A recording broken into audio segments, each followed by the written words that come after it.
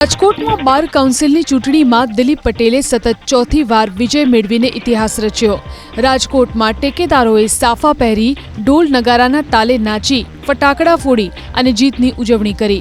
સૌથી વધુ મતો મેળવી વિજેતા બનેલા દિલીપ પટેલે સૌરાષ્ટ્ર અને કચ્છના વકીલોનો આભાર માન્યો।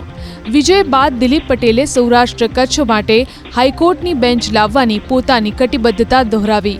પ્રધાનમંત્રી નરેન્દ્ર મોદી રાજકોટને હાઈકોર્ટ બેન્ચની ભેટ ચોક્કસ આપશે તેવો આશાવાદ દિલીપ પટેલે વ્યક્ત કર્યો। વકીલોના તમામ પડતર પ્રશ્નોના ઉકેલ માટે આગામી સમયમાં સઘન કામગીરી કરવાની નેમ પણ તેમણે વ્યક્ત કરી।